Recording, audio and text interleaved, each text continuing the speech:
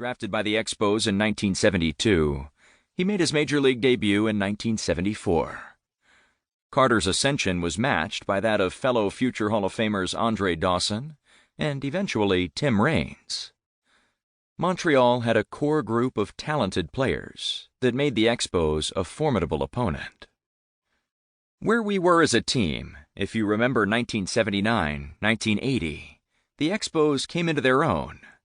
We finished second to the We Are Family Pittsburgh Pirates in '79. We lost out to them by 2 games. If there was the wild card back then, we would have been in the playoffs. We lost to the Phillies that next year. They went on to win the World Series. We lost out to them by 1 game. And then, of course, the strike-shortened season in '81, we won the second half, beat the Phillies, and then lost to the Dodgers. And 3 of those teams went on to win the World Series, said Carter. As the Expos emerged as contenders, Carter, known by fans as the Kid, became an offensive force unparalleled among National League catchers. 1984 saw him produce his greatest season, setting a career high in hits, 175, runs batted in, 106, and batting average, 294. He had also, at the behest of Expos management, taken the extra measure of assimilating into the Montreal community. He and his wife bought a home in the city, and Carter even learned French. Now, after a decade with the team that included their only postseason stop and 7 All-Star Game appearances, Carter was compelled to ask if they no longer wanted him. Yes, replied McHale. The rumors were in fact true. Expos owner Charles Bronfman had been complaining about Carter's performance for years.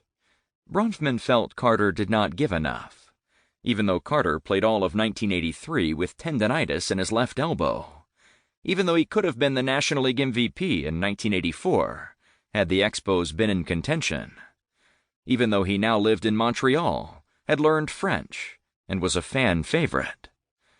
Bronfman had even gone so far as to once tell Carter, "Whenever you get up in key situations, I go to the bathroom." Somehow the Expos' drop in the standings and their loss in attendance was Carter's fault. We finished in 5th place, so I started hearing rumblings that the front office, including Charles Bronfman, the owner, and the rest of the board of directors, were possibly interested in trading me. Or at least, that's what was filtering through the newspapers. And it got back to me, and I was asked a question. What do you think of that? Well, that's news to me. I thought I was going to be with the organization my entire career, said Carter. It was not just Bronfman who wanted him gone. Carter had worn out his welcome with his teammates.